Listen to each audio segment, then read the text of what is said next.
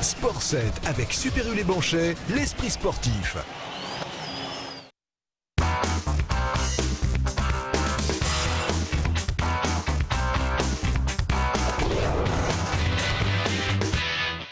Bonjour à tous, bienvenue dans Sport 7. Cette semaine, nous parlons handball. L'actualité d'Angers-Noyant, c'est la reprise du championnat après plusieurs semaines de trêve hivernale. J'ai invité Anthony Lambert. Bonjour Anthony. Bonjour. Merci d'être avec nous. Je vous présente rapidement Anthony, vous avez 25 ans. Vous jouez au poste de demi-centre Angers-Noyant. Gabarit conséquent, 1m95, 90 kg. Vous êtes un nouveau, vous êtes arrivé en début de saison en remplacement de Julien de la Bretèche qui s'est blessé. On s'en souvient juste avant le début de la saison. J'avais noté que quand vous êtes arrivé, c'est Adriano Marlin qui avait proposé de vous héberger. Exact. Vous habitez encore chez lui ou vous êtes, non, vous êtes un peu installé? Non, j'ai trouvé un appartement. Ouais. Non, je connaissais Ago, je le connaissais déjà d'avant. Et puis j'ai dormi deux semaines chez lui et Johan Darek, en fait, son colocataire. Bon, maintenant, voilà. Vous êtes un vrai Angevin. Alors, on va parler de la compétition, du retour à la compétition samedi soir avec un match face à Valence, un match en retard qui n'avait pas pu être joué à l'époque au mois de décembre parce que les joueurs de Valence avaient la grippe A. On va voir les images de cette rencontre. On est dans les toutes dernières secondes, vous menez 26-25 et là, Grégory Martin peut tuer le match. Il tente une roucoulette inversée. Bon, il va le reconnaître, ce n'était pas le bon choix tactique. Parce que derrière, vous le voyez, Valence va égaliser 26 partout. Et on va le voir, une très très grosse déception de la part de votre équipe. À qui la faute, cette contre-performance? Elle est collective. On aurait dû tuer le match bien avant ce fait de jeu. Mais c'est vrai que c'est une erreur de sa part. Il s'est excusé dans les vestiaires, tout ça. Mais c'est vrai que c'est un geste qui nous coûte le match sur la fin. Mais on aurait dû déjà faire l'écart bien plus tôt dans le match, notamment en première mi-temps où on les laisse revenir un petit peu, grappiller des points. Je crois qu'on est à +3 à la mi-temps. Alors qu'ils sont bien loin à un certain moment. Donc c'est collectif, c'est la faute des petites erreurs personnelles au fil du match qui nous coûtent le match, qui nous coûte un point au final. On a vu l'équipe de France en ce moment au championnat d'Europe en Autriche. Eux aussi ont un petit peu de mal à tuer le match, c'est presque votre marque de fabrique. Ouais. Syndrome 2010 du handball. Ouais, c'est vrai qu'ils ont du mal aussi à tuer le match. Ils passent par des phases très très bonnes et puis à un moment donné il y a un trou et puis ils n'arrivent pas à faire la différence. Et vous pensez pouvoir corriger ça? Personnellement, c'est un peu présomptueux, mais collectivement, je pense qu'on doit être amené à progresser sur ce point-là, à être plus mature dans le jeu et puis à savoir tuer un match quand il faut le tuer. Mais ça veut dire quoi? Être plus méchant? Pas forcément, à être plus intelligent, un peu plus méchant aussi des fois, et puis mettre les buts faciles. Bon, alors, on a vu ce match nul. Si on regarde le classement, on va dire tout de même que c'est pas trop mal, puisque Angers-Noyant est 9e. Vous n'êtes pas relégable à l'issue des matchs allés, puisque c'était le dernier match de la phase allée. 9e, c'est correct? Vu la physionomie de ce début de championnat, c'est plutôt positif, parce qu'on est monté en puissance. On a commencé très mal. Mois de septembre, octobre, c'était pas ça, même dans le jeu. Et puis on est monté en puissance au fil de la saison quand même. Puis on a fait un bon mois de novembre, un bon mois de décembre. Où on a quand même atteint un bon niveau de jeu et on a engrangé des points. Donc c'est plutôt positif. Alors justement, on a posé la question à Christophe Maniable, le président du club, pour savoir où on en était par rapport au tableau de marche initial. On l'écoute. C'est sûr qu'on est un petit peu en retard par rapport à ce qu'on aurait pu écrire au tout début. En tout cas, on a quand même vu des choses intéressantes. On se rate vraiment sur les 10 dernières secondes. La victoire nous échappe vraiment au dernier moment. Alors, il manque vraiment pas grand-chose. C'est ce que je viens de dire. Regardez les vestiaires, gardez le sourire. C'est pas une défaite, c'est pas une victoire non plus. Mais en tout cas, si on fait le bilan sur nos derniers matchs de championnat de décembre, plus celui-là, on sent qu'on a vraiment quelque chose à faire. Donc il faut vraiment qu'on y mette beaucoup d'envie et c'est avec ça que ça passera. Alors, est-ce que l'envie est là? Ouais, l'envie est toujours là, forcément, hein. Obligé. Non, non, il y a pas de... Y a pas de, on ne tire pas la sonnette d'alarme, hein. Il a raison, Christophe, de le souligner. C'est vrai que c'est un match un peu gâché sur la fin, mais on a fait quand même notre meilleur match du mois de janvier pour l'instant, puisqu'on a fait un match nul alors qu'on avait tout perdu en match de préparation.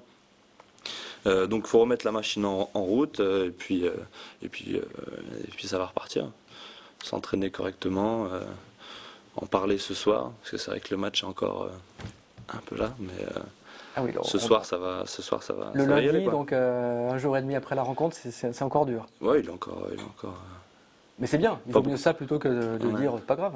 non, c'est sûr qu'il... Et demain, mardi, ça sera... Ouais, ça sera réglé, il faut se voir. On a eu musculation ce matin, ce soir on va toucher un peu le ballon, on va parler un petit peu de ce match avec Denis, je pense, et puis ça va repartir de plus belle pour aller à Gonfreville vendredi. Bon. Anthony, on va parler de vous. Vous êtes originaire de Lyon, vous avez commencé à Vaux-en-Velin, vous avez même été champion de France des moins de 18 ans avec Vaux-en-Velin, vous êtes ensuite passé au centre de formation de Chambéry. En 2007, vous avez intégré le HBC Nantes, vous avez joué en D1. Moment un petit peu difficile la saison dernière, Thierry Antich, l'entraîneur, vous a fait comprendre que vous ne faisiez pas partie de ses plans, donc vous avez quitté le H. Est-ce que ça, c'est pas un peu dur à entendre? C'est dur à entendre, mais faut faire des choix. Je pense que le choix de venir à Angers est un bon choix. Ils ont un projet intéressant. C'était pratique, on va dire, de venir à Angers, parce que je connaissais des joueurs. C'était assez proche de Nantes, donc je pouvais rapidement jouer et avoir du temps de jeu, ce qui n'était pas le cas à Nantes. Donc oui, je pense que c'est un peu décevant d'arriver à un certain niveau, mais après c'est un choix de carrière, de redescendre en D2. Ouais. Mais j'espère rejouer en LNH le plus rapidement possible. En tout cas, on a posé la question à l'entraîneur Denis Tristan de savoir ce qu'il pensait de vous. On l'écoute. C'est un garçon qui aime bien parler, qui donne son avis, c'est important. Il fait partie des cadres parce qu'il a de l'expérience. Il a vécu une montée avec Nantes, il a joué en D1 avec Nantes. Aujourd'hui, il nous apporte son expérience, il nous apporte sa connaissance du haut niveau. Et je pense qu'au fur et à mesure des semaines, il va nous apporter encore plus. Vous parlez beaucoup? On se parle beaucoup, ouais, pour régler des petits détails, même sur le terrain. C'est important de communiquer avec ses potes sur des petits détails, quoi. Mais est-ce que vous, justement, vous prenez la parole en tant que joueur qui a connu la D1? Pas tellement par rapport à ça, non, sur des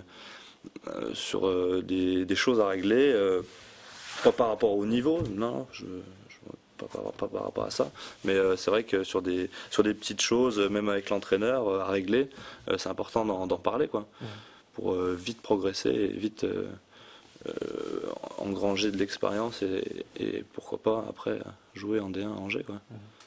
Alors on va parler rapidement d'autre, on va dire, votre style de jeu. On va voir quelques images. On sait que vous êtes particulièrement fort en tir et notamment en penalty. Est-ce que c'est vrai? J'espère que c'est vrai. Non, c'est vrai que dans le hand, il y a des avants, des arrières. Moi, je fais partie de la base arrière. On est là pour tirer de loin. On est là pour marquer des buts. Voilà, j'espère que je le fais bien et j'espère le faire de mieux en mieux à Angers, quoi. Vous espérez, c'est de la modestie ou vous ne regardez même pas les stats? Non, je regarde pas trop les stats. Je sais que ce week-end ça n'a pas été très brillant. Voilà, je fais un bon début de saison, je pense. À l'image de l'équipe où je suis monté progressivement en puissance. Mais mon intégration s'est fait quand même assez rapidement au sein de l'équipe. D'accord. Anthony, on va terminer cette émission de manière un tout petit peu plus légère. On va rappeler que le match de samedi était organisé en collaboration avec l'ABC, puisque l'ABC jouait juste après vous au stade Jean-Bouin. Et mardi dernier, vous avez fait un entraînement en commun dont on va voir quelques images. Assez sympathique, puisque les joueurs de Noyant devaient faire des lancers francs et les joueurs de l'ABC des shoots. Vous avez bien aimé cet exercice? Bah, c'était sympa, ouais. Mis à part la fin. Parce que vous avez perdu. Parce qu'on a perdu. Ouais.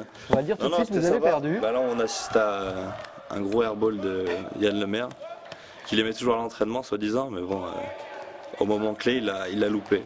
Non, c'était marrant, on a bien rigolé. Mais la prochaine fois, on jouera sur le terrain, on fera une mi-temps basket, une mi-temps handball. Alors voilà pourquoi vous n'avez pas aimé la fin, puisque vous avez pris une belle fessée de la part des joueurs de la défense. Il y en a qui ne se sont pas gênés avec leur grosse paluche, ils ne se sont pas gênés. Bon, ça reste bon esprit. Sympa. Je vais vous montrer une image dans quelques instants. On sait que les sports en salle ont quelques difficultés médiatiques. Le hand au niveau local, c'est pas toujours évident à vendre. Un petit peu comme le volley. Je vous montre une photo, c'est la carte de vœux du club du Paris Volley avec l'actrice X Olivia Del Rio. Est-ce que pour faire parler du volley ou du hand, ça vous fait rire ce genre de choses? Ah là ouais, ça c'est drôle. Ça c'est marrant. Ça c'est du volley ça? Ouais, c'est du volley. D'accord, ok. Bon, on verra si Angers Noyant fait une carte de On verra. Il nous reste 30 secondes, simplement un pronostic pour l'équipe de France au championnat d'Europe. Le pronostic, j'espère qu'ils iront le plus loin possible et qu'ils vont monter en puissance au fil de la compétition. Pronostic, une finale, j'espère qu'ils accrocheront la finale et qu'ils la gagneront. Au vu des matchs de poule, ça risque d'être compliqué. J'espère qu'ils vont pas trop être fatigués parce qu'ils jouent souvent avec les mêmes joueurs. Maintenant, ils nous ont montré qu'ils sont montés ils sont plus à l'aise sur les demi-finales, finales quoi. Donc, bon, c'est ce qu'on leur souhaite. On vous souhaite à vous également, Anthony, et au club d'Angers Noyant de monter en puissance. Merci beaucoup. Bonne semaine. À la semaine prochaine.